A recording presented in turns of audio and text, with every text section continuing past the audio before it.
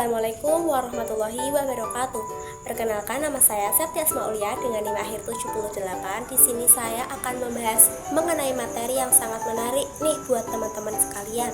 Nah, teman-teman di sini coba deh kalian perhatiin di sekitar lingkungan kalian, dari di rumah atau di sekolah kita, pasti banyak banget jenis tumbuhan. Dari mulai lumut yang ada di tembok rumah atau pohon pisang di kebun, bahkan bunga warna-warni di sekitar taman. Tapi pernah gak sih kalian mikir, kok bisa ya tumbuh-tumbuhan itu berbeda-beda, padahal sama-sama tumbuhan aja kan? Nah, pada materi kali ini kita bakal bahas untuk mengelompokkan tumbuhan berdasarkan jenisnya atau ciri-cirinya, biar kita nggak cuma lihat bentuk luarnya aja. Nah, pada materi kali ini namanya adalah klasifikasi tumbuhan.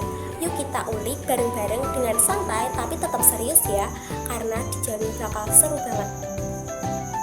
Nah, untuk mengawali pada materi klasifikasi tumbuhan di sini, pada materi ini ada integrasinya dengan ayat Al-Quran, yaitu surat At-Thaha ayat 53. Yuk kita baca bareng-bareng. Bismillahirrahmanirrahim. Allazi ja'ala lakumul arda mahdan wa zalaka lakum fiha subulun wa anzala minas sama'i ma'an fa akhrajna bihi azwajan min nabatin syatta. Nah, pada ayat ini artinya yang telah menjadikan bagimu bumi sebagai hamparan, yang telah menjadikan bagimu di bumi itu jalan-jalan dan menurunkan dari langit air hujan, maka kami tumbuhkan dengan air hujan itu berjenis-jenis tumbuhan-tumbuhan yang bermacam-macam. Nah, tadi pada ayat ini udah disebutkan bahwa ayat-ayat yang membahas keanekaragaman. Nah, pada ayat ini membahas mengenai keanekaragaman tumbuhan dan penciptaan makhluk hidup, menjadikan untuk mengkaji klasifikasi tumbuhan yang menyebutkan bahwa Allah Subhanahu wa Ta'ala menumbuhkan berbagai jenis tumbuhan itu berpasang-pasang di bumi. Nah, memasuki materi klasifikasi tumbuhan. Nah, apa sih itu klasifikasi sendiri? Nah, klasifikasi itu adalah cara bagaimana mengelompokkan sesuatu biar lebih mudah untuk dikenali atau untuk dipelajari. Dalam biologinya kita juga mengelompokkan tumbuhan agar kita itu nggak bingung. Nah, tujuan dari klasifikasi itu sendiri yaitu pertama, biar gampang untuk dikenali, lalu tahu antara hubungan tanaman dengan tanaman yang lain, dan untuk bisa dipelajari lebih dalam lagi. Di sini ada gambaran dari pengelompokan tumbuhan. Nah, tumbuhan dibedakan berdasarkan pembuluh angkutnya. Ada yang mempunyai pembuluh angkut dan ada yang tidak mempunyai pembuluh angkut. Nah, yang tidak mempunyai pembuluh angkut dinamakan dengan Birophyta atau tumbuhan lumut. Lalu ada yang mempunyai pembuluh angkut, dibedakan lagi berdasarkan alat reproduksinya, yaitu spora, yaitu Pteridophyta atau tumbuhan paku, dan biji atau spermatophyta atau tumbuhan berbiji dibedakan berdasarkan bentuk bijinya, yaitu terbuka dan tertutup. Nah, terbuka ini dinamakan dengan Gymnospermae dan yang tertutup adalah Angiospermae. Nah, pada Angiospermae ini dibedakan berdasarkan keping bijinya, yaitu ada keping 1 atau monokotil dan keping 2 atau dikotil. Yuk kita bahas satu persatu agar lebih jelas lagi. Tumbuhan yang pertama ada tumbuhan lumut atau Bryophyta. Tadi udah disepil nih, kalau Bryophyta ini merupakan tumbuhan yang tidak memiliki pembuluh angkut. Nah, biasanya kita temuin tumbuhan lumut ini yang menempel pada tembok atau batu atau pohon. Nah, memiliki ciri-ciri ukurannya itu sangat kecil dan lembut, tidak tumbuh tinggi atau besar karena tumbuhan lumut ini tidak ada pembuluh angkutnya tadi. Nah, tumbuhan lumut itu nggak punya akar sejati dan batang sejati atau daun sejati juga. Nah, hidupnya itu biasanya di tempat yang lembab atau basah karena biasanya menempel pada pohon, lumut, bebatuan yang ada di sungai. Nah, pada tumbuhan lumut itu berkembang biaknya itu menggunakan spora. Nah, pada klasifikasi Bryophyta ini dapat dibedakan menjadi 3. Yang pertama nih, ada yang namanya lumut hati. Nah, namanya lumut hati. Maka bentuk tubuhnya itu mirip hati. Nah, contohnya yaitu ada Markhatia polymorpha. Yang kedua ada lumut daun. Nah, ini tuh paling sering kalian lihat. Biasanya ada di tembok, ada di batu, atau ada di pohon yang sering menempel tadi di tembok. Ini yang paling sering kalian lihat nih. Biasanya mereka itu tumbuh atau menempel pada tembok, batu, atau pohon. Bentuknya itu mirip tanaman tapi mini banget. Ada batang dan daunnya, tapi batang dan daunnya itu tidak sejati ya. Lalu klasifikasi ketiga ada lumut tanduk. Mirip lumut hati tapi strukturnya mirip tanduk di bagian sporofitnya. Contohnya yaitu Archoceros levis. Siklus hidup lumut nih. Lumut itu unik banget dalam hidupnya. Dia bergantian antara jadi lumut biasa atau haploid dan jadi batang penghasil spora atau diploid. Yuk kita ikuti alurnya. Yang pertama dimulai dari spora. Lumut itu menghasilkan spora yang kecil dari bagian atas yang kayak kapsul. Spora ini jatuhnya ke tanah dan mulai tumbuh jadi bentuk awal lumut yang namanya protonema. Nah, protonema itu biasanya itu mirip seperti benang kecil berwarna hijau. Lalu protonema ini nantinya tumbuh menjadi lumut dewasa yang ada 2 jenis. Ada lumut jantan dan lumut jantan yang menghasilkan alat namanya arteridium atau penghasil sperma, dan lumut betina mempunyai alat namanya archegonium atau tempat untuk penghasil sel telurnya. Nah, selanjutnya ada proses fertilisasi atau pembuahan nih. Sperma dari lumut jantan bertemu dengan sel telur ini, mereka akan bertemu dan terjadilah pembuahan dan terbentuk zigot. Nah, pada zigot ini akan tumbuh menjadi sporofit. Ini merupakan tahap dari sporofit. Dan zigot ini akan tumbuh menempel di lumut betina jadi batang yang kecil yang ada kapsul di ujungnya. Itu namanya sporofit, dan tugasnya itu menghasilkan spora lagi melalui proses meiosis. Siklusnya itu akan berulang terus. Jika kalian amati pada tumbuhan yang ada di sekitar kalian, apabila kalian menemukan jenis tumbuhan yang di mana daun di bawahnya ada lingkaran-lingkaran kecil, itu yang dinamakan dengan spora untuk berkembang biak. Nah, itu merupakan salah satu jenis dari tumbuhan paku atau Pteridophyta. Nah, Pteridophyta ini memiliki ciri-ciri yang pasti udah mempunyai akar, batang, dan daun sejati. Nah, ukurannya itu lebih besar daripada lumut. Daunnya biasanya menggulung waktu masih muda dan berkembang biak seperti lumut tadi menggunakan spora. Untuk klasifikasi tumbuhan paku ini berdasarkan bentuk sporanya dibagi menjadi 3. Yang pertama ada paku homospora. Namanya yaitu hanya menghasilkan satu jenis spora saja yang nantinya akan tumbuh menjadi gametofit yang bisa menghasilkan sel jantan dan betina. Contoh dari paku homospora ini yaitu paku kawat atau nama latinnya Lycopodium sp. Lalu yang kedua ada paku heterospora.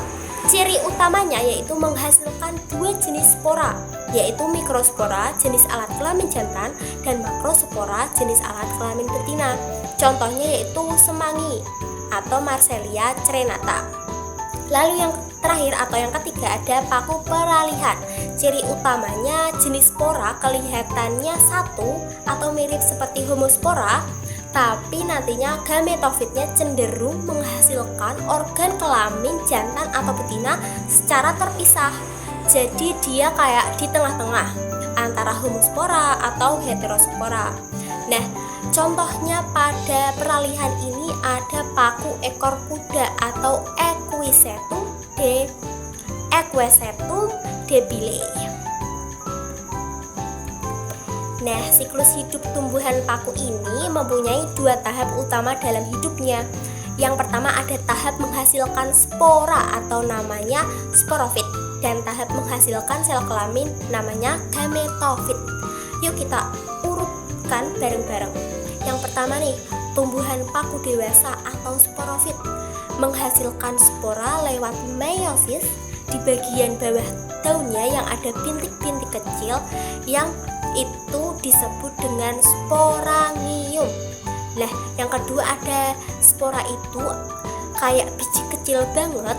Dia itu akan jatuh ke tanah dan tumbuh jadi tanaman mini yang beda bentuknya kayak paku biasanya, namanya protalium atau gametofit muda. Nah, yang ketiga, protalium ini yang kecil banget ini atau tipis kayak hati, dan dia itu menghasilkan yang namanya arteridium, tempat untuk membuat sperma, dan archegonium, tempat untuk membuat sel telurnya. Lalu ada fase pembuahan nih. Kalau ada air nih misalnya kayak hujan atau embun nih, sperma ini akan berenang menuju ke sel telur.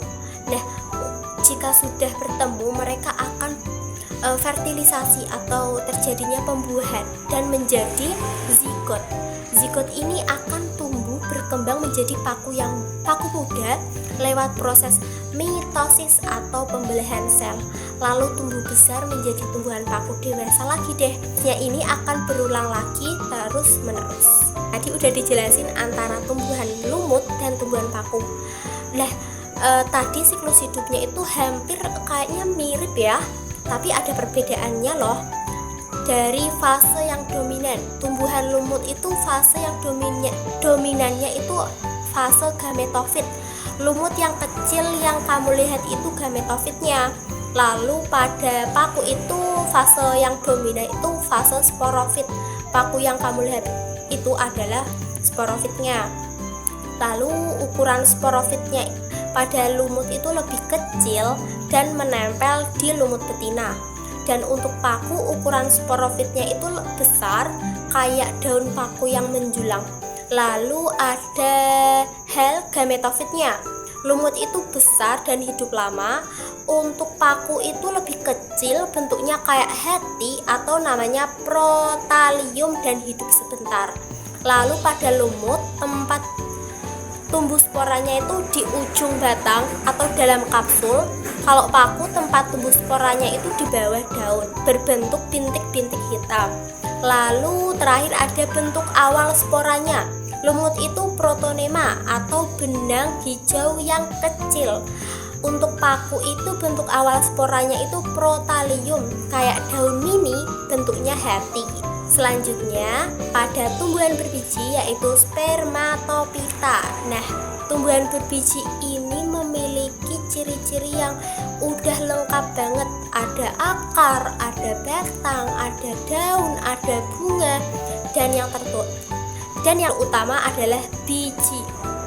Berkembang biaknya juga menggunakan biji, bukan spora. Lalu biji itu bisa ada di dalam buah kayak apel, mangga, jeruk, atau tidak ada buahnya kayak pinus. Maka pada tumbuhan berbiji atau spermatopita ini dikelompokkan menjadi 2, yaitu gymnospermae dan angiospermae. Nah, yang pertama ada gymnospermae atau biji terbuka. Biji tumbuhan ini enggak tertutup oleh buah. Contohnya yaitu pinus atau nama latinnya yaitu Pinus merkusi. Lalu ada ginkgo yang nama latinnya yaitu Ginkgo biloba. Lalu ada pakis haji, nama latinnya Cicas rumpii. Nah, tumbuhan gymnospermae atau biji terbuka ini, tumbuhannya ini biasanya besar dan punya daun yang kaku kayak jarum. Nah, untuk siklus hidup Gymnospermae ini kita mulai dari pohon pinus yang udah gede atau dewasa. Nah, pohon ini menghasilkan 2 jenis konus. Konus itu apa sih? Kayak bunga, tapi bukan bunga. Nah, konus itu di 2 jenis kan. Konus jantan menghasilkan serbuk sari atau yang namanya polen. Lalu ada konus betina, di dalamnya itu ada sel telur. Nah, polen itu nanti akan diterbangkan atau ditiup angin lalu menempel di konus betina. Disinilah nanti terjadi pembuahan. Nah, polen yang menempel pada tabung yang kecil dan di dalamnya ada sel spermanya. Nah, sperma ini masuk ke konus betina dan menghasilkan sel telur. Lah, nanti akan terbentuklah yang namanya embrio atau bakal anak pinus. Nah, biji pinus ini akan terbuka. Setelah dibuahi, sel telur berkembang dari biji pinus yang udah berisi embrio di dalamnya. Lalu biji tumbuhan menjadi pinus muda. Biji pinus ini jatuh ke tanah, terus tumbuh menjadi pinus yang kecil. Nah, lama-lama nanti akan besar menjadi pinus dewasa. Nah, siklus ini akan berulang terus-menerus. Selanjutnya adalah angiospermae atau biji tertutup. Nah, kalau ini itu bijinya itu tertutup oleh buahnya dan dikelompokkan lagi menjadi 2 kelas. Yang pertama ada monokotil. Mono yang artinya satu, maka artinya monokotil adalah bijinya itu cuma punya 1 keping saja. Nah, contoh gampangnya yang ada di sekitar kita ada padi, ada jagung, ada pisang, atau rumput-rumputan. Nah, untuk ciri-ciri monokotil sendiri itu daunnya itu biasanya menyirip sejajar atau urat. Daunnya itu lurus-lurus.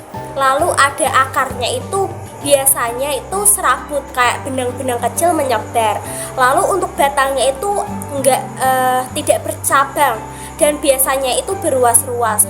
Kalau kamu belah bijinya nih kayak jagung, isinya 1 bagian doang. Lalu ada kelas kedua yaitu ada dikotil. Nah, di itu memiliki arti 2, maka dikotil ini artinya bijinya itu punya 2 keping. Contohnya yaitu ada kacang tanah, ada mangga, ada jambu, ada bunga matahari. Nah, dikotil ini memiliki ciri-cirinya daunnya itu menyirip atau menjari kayak jari tangan kita. Lalu akarnya sendiri itu tunggang. Ada akar utama yang besar di tengah. Lalu batangnya sendiri itu biasanya itu bercabang. Kalau kamu belah bijinya kayak kacang tanah, itu biasanya ada 2 bagian. Nah, memasuki sesi terakhir ini adalah mengenai miskonsepsi yang terjadi pada pembelajaran atau materi klasifikasi pada tumbuhan. Yang pertama adalah semua tumbuhan itu pasti punya bunga. Eits, faktanya tidak semua tumbuhan itu berbunga loh. Contohnya ada lumut dan paku-pakuan. Mereka itu berkembang biaknya dengan spora, jadi tidak memiliki bunga. Lalu ada yang kedua nih, semua tumbuhan itu menghasilkan biji. Salah tuh, lumut dan paku-pakuan itu tidak menghasilkan biji ya. Mereka itu menggunakan spora untuk berkembang biak.